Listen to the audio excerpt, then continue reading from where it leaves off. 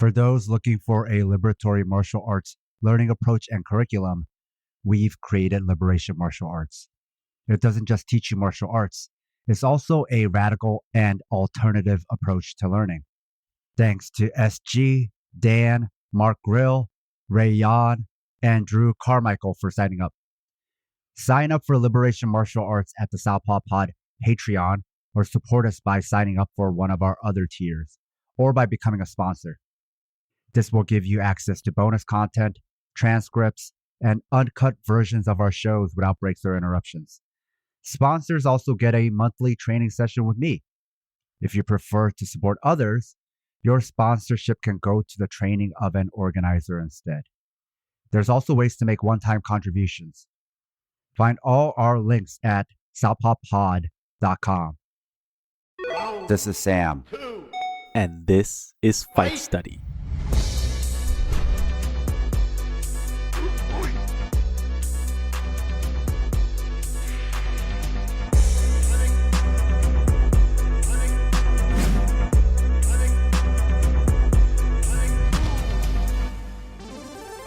This is Fight Study. I am your host, Sam. Today we have a special guest that I've been trying to get on the Southpaw Network for several years now. Everybody on Discord knows her as Jessica. Jessica has a long history of combat sports, but she started later in life.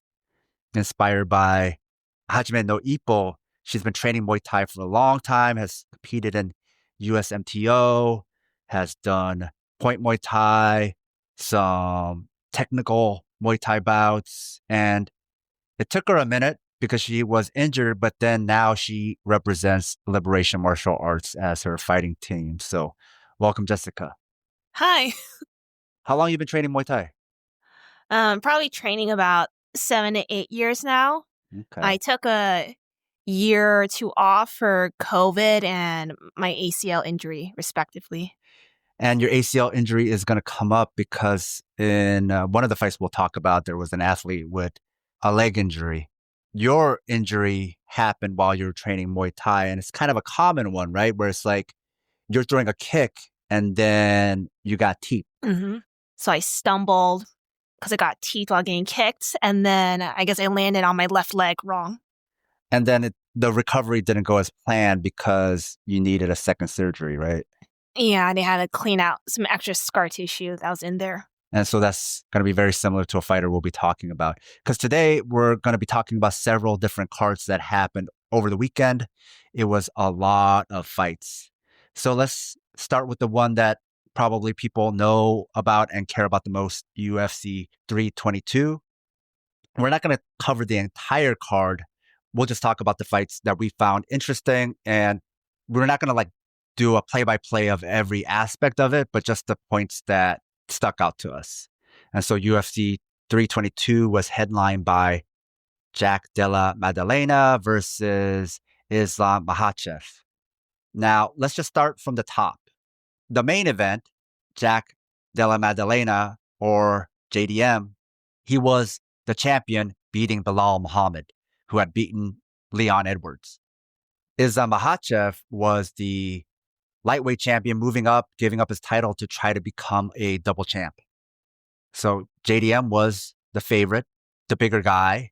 Everybody wanted to know what would happen, especially because previously in the same night, we saw what happened to Weili Zhang, and we'll talk about that too. But Islam went up, smaller fighter, and he won pretty decisively every round. There wasn't a lot coming from JDM's side. Well, Islam was throwing a lot of calf kicks early on and circling away when JDM wanted to counter with punches. So it seemed kind of he wanted to hit and move and then jump in for his own takedowns. And do you feel like that's something Makhachev's camp spotted before the fight, kind of game plan for, which is that Jack likes to stand heavy on the lead leg so he could box and jab? I think it's evident because Islam went for a lot of singles and trips. So I think a lot of JDM's, his takedown defense is kind of more, you went for a double. Mm-hmm. He has his elbow wedges in, but with the singles, it's kind of perfect for that lead leg heavy style. I think also being the champion and the bigger guy, it kind of worked against JDM because it's expected of you to knock the smaller guy out. So he really was like standing heavy on that lead leg to bite down on his punches, really hurt Makhachev, put him away.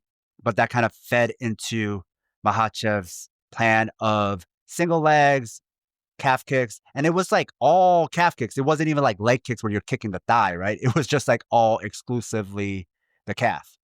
And because JDM was standing southpaw, just like Makhachev, it wasn't like typical Makhachev, like kind of skipping in for a fast calf kick. He was really throwing hard because he was now allowed to throw a rear calf kick. I mean, definitely Islam can like throw every calf kick with power and damage. He doesn't have to kind of like dance around the outside with that outside leg kick anymore. The thing about being the bigger fighter, it's especially an advantage if you're the better wrestler, but that wasn't the case here. So it's kind of like, well, what do you do? Now you're down. Now you really got to knock the guy out. Now you really got to stand heavy on that lead leg to try to put him away. I think also, unlike somebody like Michael Morales, who kind of like stood in a weird way to try to prevent the takedowns, JDM has fought in this kind of upright stance and been able to prevent takedowns or like get up when taken down because he'll just get to all fours and stand up. But unlike Makhachev is a submission threat. And especially when you're trying to get up, you have to get on your side. And when you get on your side, Makhachev is really good at those chokes. It's kind of like one of those situations where JDM had to pick his poison. It's like, okay, if I try to get up, I'm going to get submitted. If I stay down here, I get pounded out. If I stay standing, I got to try to knock him out. But then I'm going to eat a lot of calf kicks or I get taken down again. And especially with JDM, he has to kind of turn to kind of stand up. So, I mean, to do that, you got to put your hands down and rebuild your base. But that just plays right into that modified head and arm that Makhachev does so well. So yeah, that's basically the fight. There isn't much to break down. It was like JDM had to try to knock him out. And in doing so, he had to stand heavy on that leg. And in doing so, it allowed Makhachev to kick him with his power leg because they're both standing southpaw. And then it also afforded him the ability to just snatch that leg whenever he wanted, take him down. And then when he was taken down, JDM's best ability to get up, how he's been able to scramble up against everybody was just give up his back and get up. But then against Makhachev, there's the choke threat, which is unique because Makhachev is so good at that. So the other fight where a smaller fighter went up in weight to challenge the champion was Weili Zhang, who gave up the strawweight title to try to be a double champ and make history, fighting Valentina Shevchenko. Just summarize the fight for us. Weili was trying to feel out Shevchenko's range and get the timing and opportunity to land her 1-2s, maybe some kicks too. But I think they had some like collisions. And I think Weili tried the kind of her Sanda takedowns, like that inside trip or like push her against the cage. But clearly Shevchenko was like much stronger than she was planning on. So this is the situation where like the bigger champion is also the better wrestler. And so that's a tough combination. And then once they tied up in round one, it became apparent who the stronger person was, who the better wrestler was. And I think also like Shevchenko being a southpaw kind of threw Zhang off. Zhang's really good at just sliding into that 1-2, but then Valentina's really good at like fading back and then countering people who slide in for that. So kind of like the previous match, it just ended up being like a bad style matchup. Do you think there was anything Zhang was doing well that she could have built off of, or it was just not going to happen for her with her current skill set? I guess Weili needs to just like commit more to the exit. Like she just had moments of like her instincts was to tie up and shove to the cage. And then was kind of like, I think just like a mistake. Like it's kind of what she was like used to as like a smaller, shorter, stronger fighter. That's her instincts is to tie up, but it worked against her. I'll bet her team in hindsight were like, you know what? There probably was a path for her to win. We just didn't know it yet until we saw what the matchup actually looked like. Later on, Zhang started pressuring without trying to like grapple. And that seemed to be like a better chance for her. But it was a little bit too late and like too predictable. So maybe if she did that from the beginning where she was just like accepted, like, hey, Shevchenko's the bigger person, longer person. I'm going to take some damage. Let me just eat the damage and just pressure her and just hit her hard a lot without tying up, without trying to grapple her. And let's just fight like that. And maybe that was like not a guaranteed path to victory, but a path that had a better chance of victory than whatever she did in this fight. Yeah, if it was just strikes, like just the numbers, the disparity just wasn't as big as the wrestling was. And even if Zhang is getting touched up a lot, like she hits so hard, she always has a chance. So live and learn. Then I already mentioned this, but Michael Morales, really big, long welterweight fighting Sean Brady. And so he, unlike JDM, adapted a stance where he was standing almost like halfway to a sprawl and just striking Sean Brady that way. And then in round one, when Morales really tried to get a knockout, he got the knockout. I think Sean Brady just got caught off guard with how long Morales was. I think also it's like confusing when someone leans forward so much, kind of like extends your punch range. Yeah, because he's like over his feet, so he's even longer than before because of that weird stance. And then Sean Brady actually saw the punch coming and he was kind of like trying to shoulder roll away. And he thought that would be enough to like make the punches whiff. But then the arms got even further. And I think part of it was because of that stance. So I think in the fight, Brady never got a sense for Morales's reach. And that was all Morales needed to put him away. The wrestling never became a factor, even though Brady was the favorite in this fight because of his wrestling. And another tall fighter in this division was Carlos Prates, who knocked out Leon Edwards in round two, which was interesting, much more of an interesting fight than Morales and Brady because Edwards was winning, like clearly won round one, like easily won round one. And then round two, Carlos Prates, went into this fight eating, according to Islam Makhachev, bunch of pancakes with Nutella on it, smoking. But the dude must have a dog in him because despite doing all that, when it was time to sit in the sauna, he did it, made the weight, showed up in this fight, lost round one clearly, lopsided, and then finished Leon Edwards round two. So what the hell happened? I think in the beginning of round two, Prates like introduced like a kind of like a stance switching to kind of get some new reads. I think he's kind of like trying to see what would work with Edwards.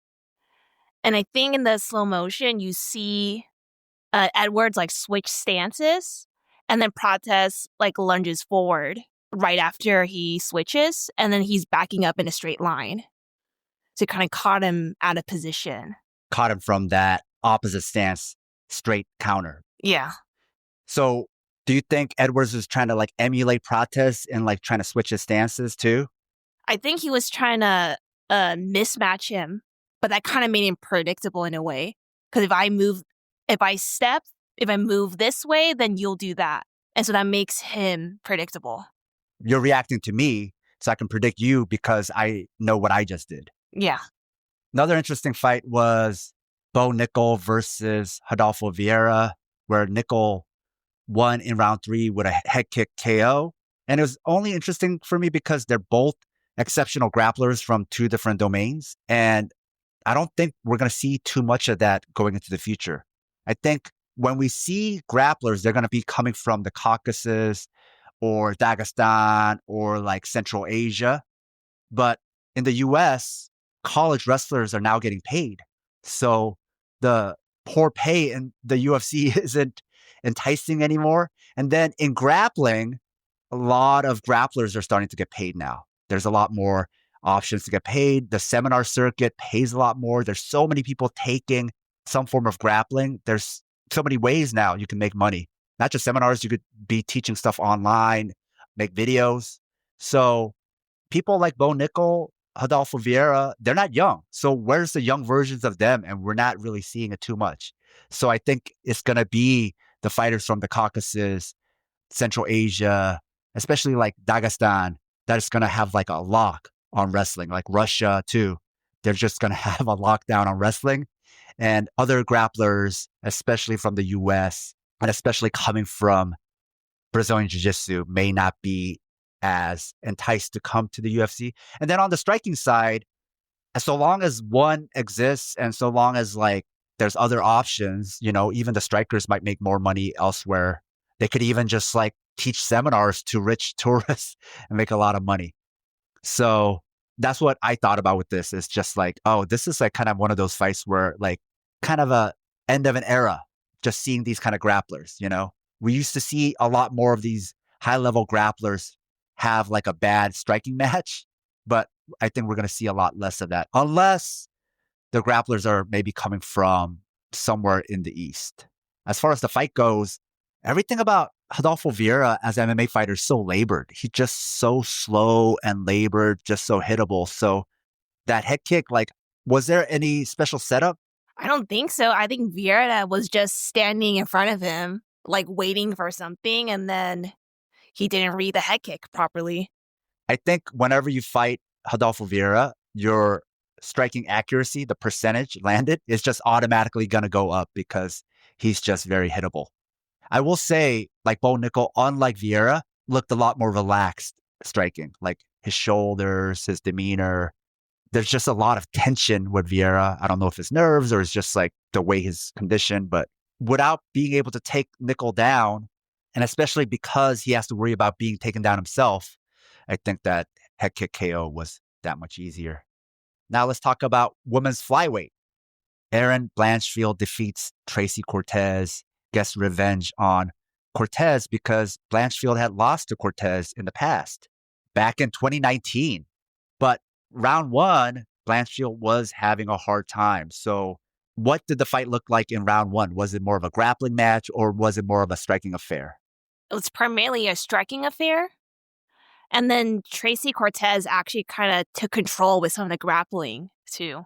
You were saying to me when we were watching it that Blanchfield is a little bit more like algorithmic. So what did you mean by that? It means that like she was like very well trained, like she mechanically throws like straight.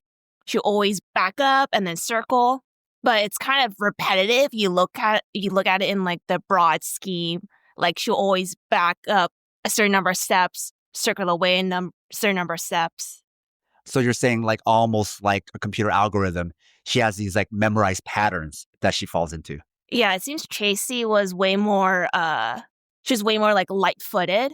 She was definitely able to track like Blanchfield's like head and direction really accurately.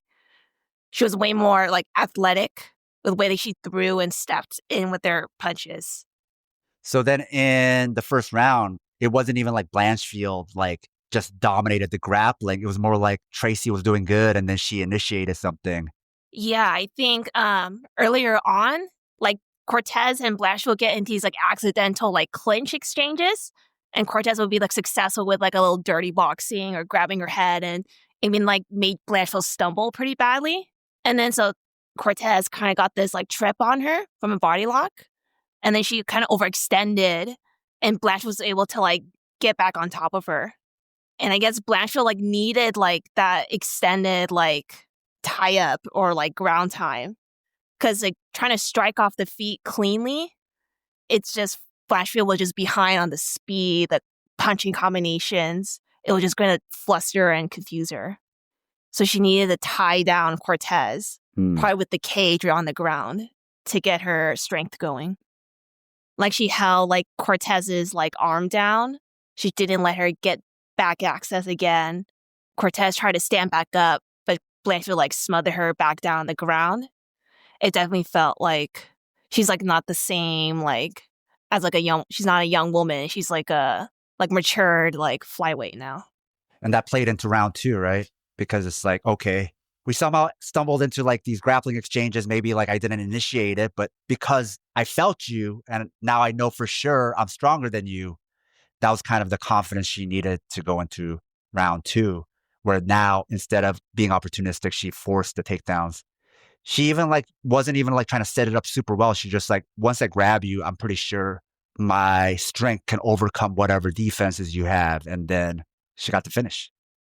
And then let's talk about Malcolm Wellmaker, who was like a hot prospect on a long fight winning streak, getting derailed by Ethan Ewing, who was moving up to featherweight on 2 days' notice to take this fight. And it should have been, right? Everybody thought it would be like a Wellmaker KO, especially as the bigger person, especially as like the hot prospect. But then Ewing beat Wellmaker. And the reason why we wanted to talk about this was because a lot of it was just striking, but it was like two very different strikers. Wellmaker was definitely like used to bullying people and getting a quick finish.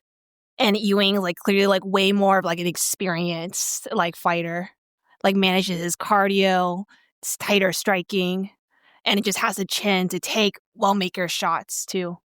It seemed like Wellmaker, once he couldn't hurt Ewing, he started running out of ideas and just very hesitant.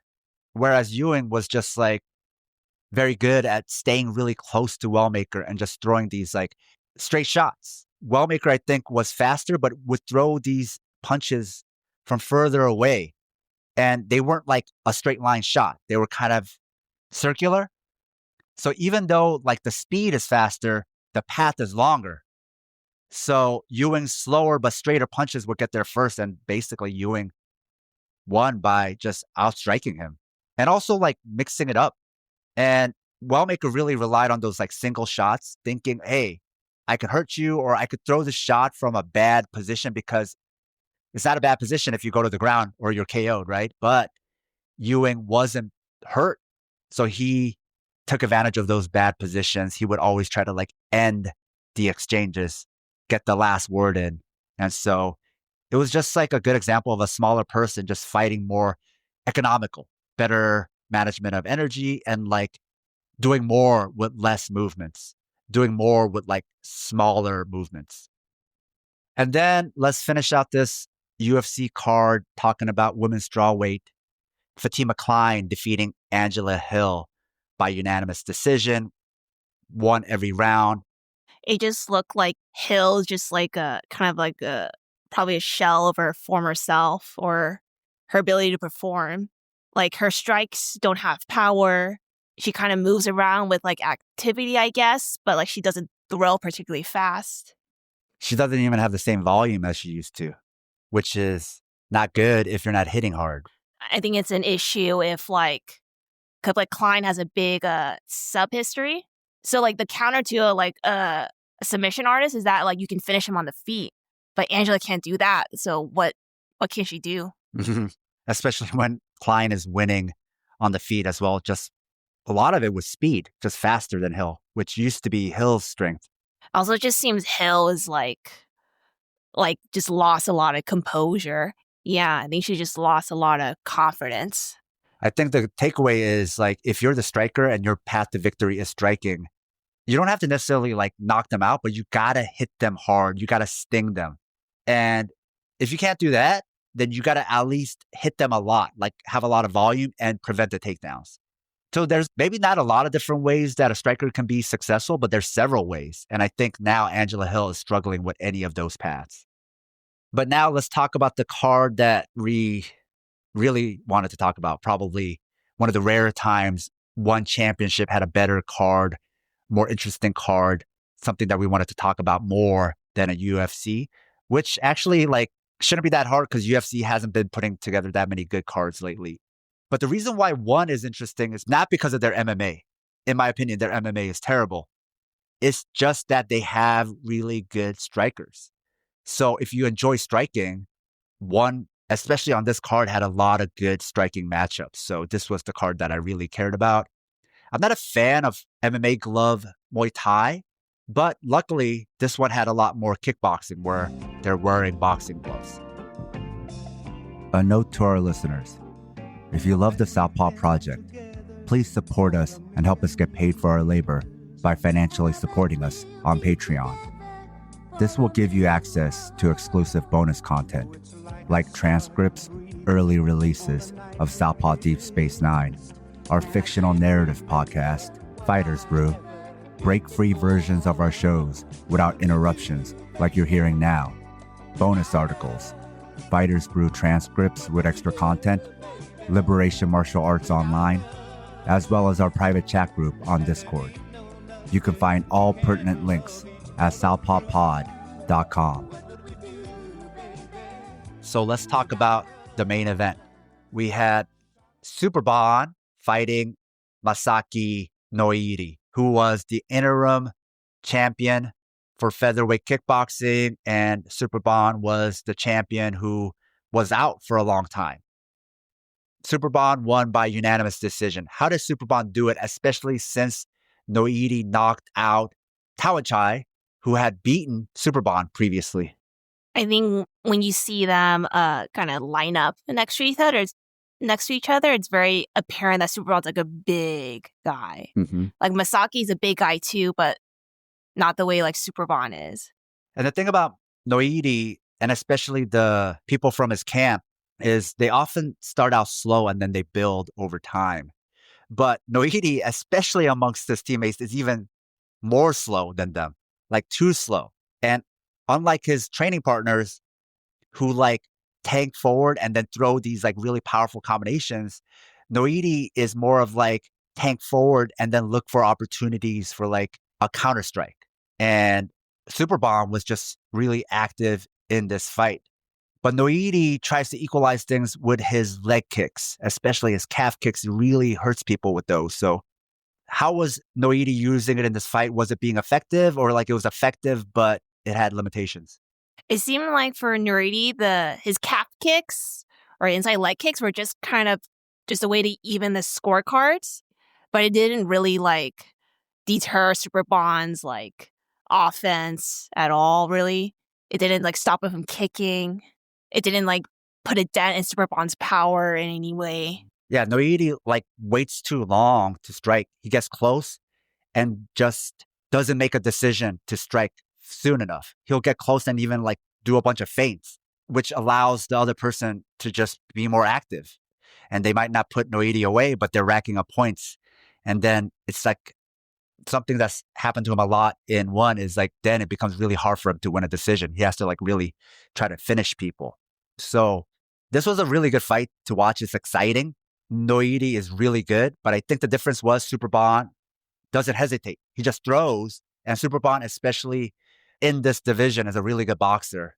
Whereas Noiri just hesitated too much, took too long to think about what strikes he wanted to do. And then that was enough for Superbon to rack up the points to win and unify the title. And then a flyweight kickboxing, Takeru Segawa defeated Denis Puric, which is not a surprise because Puric was kind of put in there as kind of a feeder for Segawa to get a win. And so he beat somebody he was supposed to beat, but Takeru is 34. Some might argue his prime was like many years ago. So was Takeru impressive to you in this fight against somebody he was supposed to beat? I feel like Takeru's critical error is just his defense. Like it gets put away by like guys he thinks he can like just walk through or take shots from. And then in this one, I don't think it's acceptable for him to take some of the shots he took from Puric. I mean, he's done this like multiple times. Like he gets a loss and then he gets a tune-up fight and then he loses again. It just seems like Takeru just gave him confidence, but it's not going to change he's not going to change his style or patch his holes necessarily. Yeah, that's a good point. Tune-up fights are good if the problem is confidence, but I don't think Takeru has a problem with confidence. I think maybe he's not as fast as he used to be. And so that makes worse his defensive vulnerabilities. And he's not as strong as he used to be. Because in the past, his offense made up for his defense. He got a win, but he's still that very hittable veteran. And then we had a featherweight kickboxing fight with somebody you've been a fan of for a long time, Marat Grigorian, who defeated Rukia Anpo by unanimous decision. And this fight was actually very competitive. And Grigorian is a fighter very much like Noiri, where he starts out very, very slow, almost always loses the first round, and then he picks it up. And what makes this strategy work at all is because you can't put Grigorian away in round one. He's just defensively sound and very durable. But Ampo fought very well, very competitive to the very end. But Jessica, tell me about Gregorian. Why have you been such a fan of his? Back when I was like watching more like kickboxing, like I watched a lot of like Glory fighters, and then being Gregorian stood out to me. I think it just seemed like his style seemed very simple. Like his strike selection was simple. It just didn't seem like a style that was like hard to copy as like a amateur. You didn't have to do any spinning stuff. You didn't have to be fast. Yeah. And then what about Ampo? I think he did a good job with trying to vary his like strike selection. And I think he had a good dog in him. He always wanted to like score back right away and hit with combinations. It's just that Gregorian was just way more of a tank than he was. Well, that's the thing, right? It was like tank versus tank. Ampo wanted to be the tank. Gregorian wanted to be the tank. And then by round 3, it became apparent Gregorian was the bigger tank because Ampo threw a lot and hit Gregorian a lot. I would say Gregorian didn't hit Ampo as often, but when Gregorian hit Ampo, right, we could visibly see Ampo getting like knocked around. But when Ampo hit Gregorian, he was rock steady, like he didn't budge, like a tank. I think that like kind of makes you more tired because if you're not moving the person, then you're going to throw even harder to try to move them. And then your energy expenditure goes up. I mean, definitely like even on if you try to count every punch or body kick or leg kick that lands, the deciding factor is if like, who's moving forward, who's being pushed back, who has good poise and posture. Yeah, Gregorian just looked like he was the winner. Ampo, even when he was finding success, somehow kind of looked like he was losing. And I think it had to do with just that stability. Gregorian looked very stable, whereas Ampo was kind of flopping around a lot. But I think it's because he's running into a tank. So instead of him moving the tank, it's like the tank moves him. Maybe it was like a bad style matchup because like they both have the same style, except Gregorian, now we know, is better at it. And then let's get to the fight that I was really looking forward to, which was bantamweight kickboxing Yuki Yoza versus Superlek. And Yoza defeated Superlek by unanimous decision. It was pretty clear. It was competitive. I wouldn't say Yoza dominated, but he clearly won. So everybody was curious about this fight because Superlek is the kicking machine. You would think he would outkick Yoza, even though they're the same height. Superlek is also longer, has longer reach, longer legs, seemingly faster, quote unquote, more technical. Well, I think Yoza is like also like technical too. Like his timing on like the cut kicks was like spectacular. And unlike Noiri, even though he kind of starts slow, once he gets close, he doesn't hesitate and he doesn't throw a single shot. He throws a bunch and he throws hard. And on top of that, he's really hard to hit too. Like he's really good at defense, moving out of the way of stuff. He doesn't do any switch kicks. He doesn't load up on his kicks, but he just naturally kicks hard.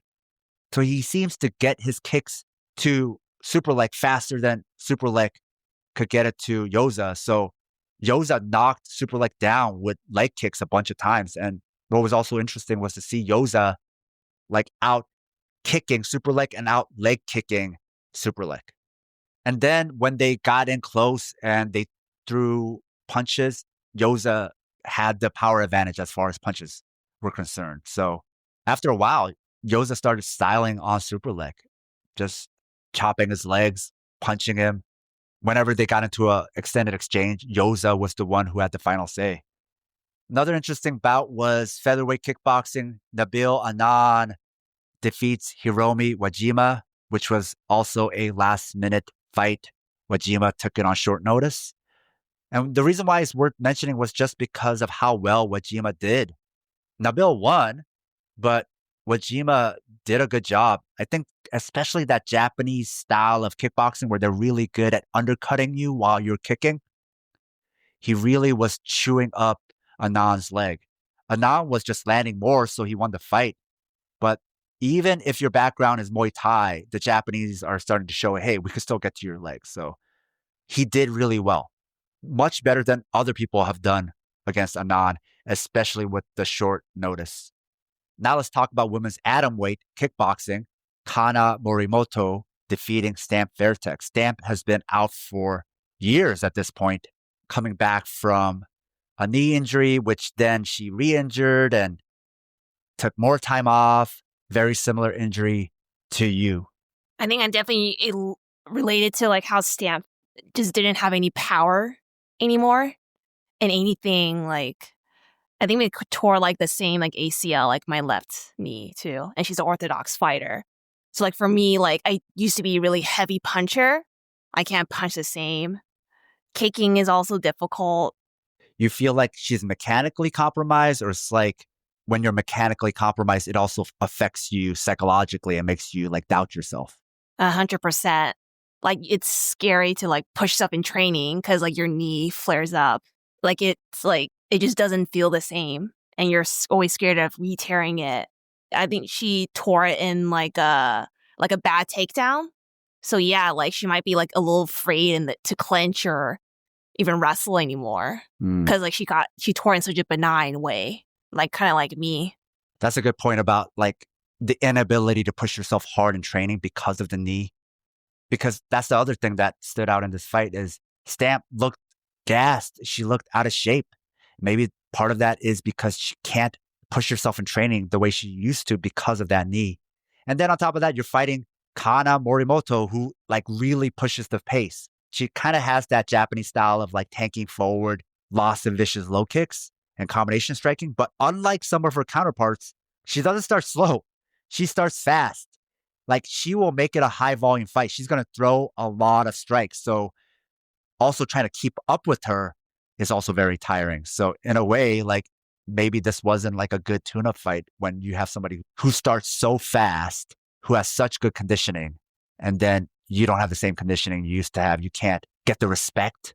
Maybe Stamp didn't know until this fight that I can't get the respect from fighters I used to because I can't kick them as hard, which leaves her to mostly box because she can't kick the same way. But then now we see when she has to mostly punch, she's not that great of a boxer. It looks very labored. The accuracy isn't great. I mean, I think I've seen one of her fights with Supergirl. I think she's gotten to some like messy boxing exchanges with Supergirl, where she tried to throw like a hook and then she got traded, got hit a lot. Also, like she wasn't really able to like push back Supergirl with her punches that landed either, so she was stuck on the fence trading. And then this kind of happened here, but in like a worse way. So in this fight, even though it was kickboxing, Stamp like fought very much like a boxer, except her boxing isn't great. And so then that's like a really tough way to win this fight, which she didn't. So yeah, when you have a knee injury, there's so many other externalities that can happen from that. Even if, let's say you're clear to fight, can you train the same way? Can you get in the same shape? And also, before she probably used to think she was invincible, whereas that is now out the window. You're never going to think that about yourself anymore. So a lot of things change after an injury. An injury is just like very much a big life-changing event, especially an injury like that when you're a professional fighter, because it compromises so many things, not just you anatomically, but like how you train, your psyche, how you feel about yourself, your style, your conditioning, and so forth. And also you're rusty because you didn't fight for a long time. Now let's talk about my favorite promotion, which is RWS, which is Rajadamnern, their kind of entertainment Muay Thai series. The reason why I like it is because it's free on YouTube. So if you love Muay Thai, if you just like striking, you can find it every week on YouTube. And the main event for this weekend's RWS was Tapaokao versus Alexis Laozhou, who is fighting out of Bang Tao, which is famous in the UFC because so many UFC fighters train there. And I think it's one of the more expensive, fancy, premier Muay Thai gyms in Thailand. So you're like really getting the best money can afford. And so in this fight, Alexis was KO'd in round 3 by knees. Alexis is the bigger fighter, but then Tapaokao seemed like the stronger fighter. So how did the fight go? It was pretty one-sided very quickly on in round 1. I think when like Tapaokao like kind of got a hand on him and clinched up, It seemed like only after like a few clinch exchanges did like Alexis like kind of concede like the strength advantage. Hmm. Like he didn't even like try to knee back to even the clinch scores. He just tried to hold him down. Like more of a boxing strategy, right? Where you're clinching not to like damage, you're clinching to tie up to prevent more strikes and then get the ref to break it up. Yeah. But you pointed out like his strategy to win was try to like cut him or knock him out with an elbow. It just seemed like Alexis didn't have a choice because he's just right there in front of you. And you might as well use their like aggression against them. And the kind of most straightforward way is with an elbow. But I think Tapao, you can see him like he's blocking all of them with his arms coming in. Mm-hmm. So he didn't have any real options to win. Yeah, there was no adaptation. It was just kind of like the Hail Mary elbow. Let me just try to elbow this guy and then grab him quickly before he beats me up, get the ref to break it up, then try to elbow him again, grab him, hope the ref breaks it up. But then it kind of made things worse because every time he grabbed him, he got kneed so much and then just trying to hold him down, tired him out so bad. And then he's breathing heavy. And then Tapaoka was able to just finish him with knees to the body, which is especially worse when you're just taking deep breaths and you're just gassed. So that's basically all the cards from this weekend we wanted to talk about. If you're wondering why we haven't been doing a lot more UFC breakdowns, it's because I've been doing a lot of these for years.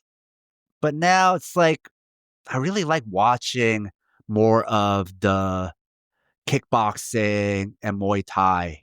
Part of that might be because of the evolution of the UFC, which is that it's become more of like a striking type of promotion. It's MMA, but it's a lot of it is now just about striking. But then it's like, oh, there's other places that have better striking. Let me just go watch that. And then with grappling, it's like, oh, now there's like grappling that you could watch that looks like high production. Let me go watch that. So just MMA is more about like, there's some big names, so I want to watch it, but it's not as interesting to me. Jessica, you've been a long time MMA fan, but you've also like haven't been keeping up with the product as much. So what's it been for you? Well, I've just been busy with competition, like training with Sam. So it's kind of hard to like, like when I have a hard training at the learning lab and Saturday mornings, I don't have the energy to kind of like pay attention to the cars on the Saturday evenings anymore. I guess part of it is like MMA, you're paying attention to like the storylines and like the backgrounds of these fighters. What are they saying? What have they done? What are they on the news for? Rather than more about the technique. So with this one, the reason why we covered all these other events was because we wanted to introduce MMA fans to other things you can watch. I really like watching women's MMA. I love watching the Dagestani fighters, but I'm actually not a huge fan of one, but when they have good kickboxing, when they have these kind of like style clashes of like Japanese karate versus like Muay Thai, and they're meeting in this kind of like neutral ground of kickboxing rules. What does that look like? Those style clashes have been fun.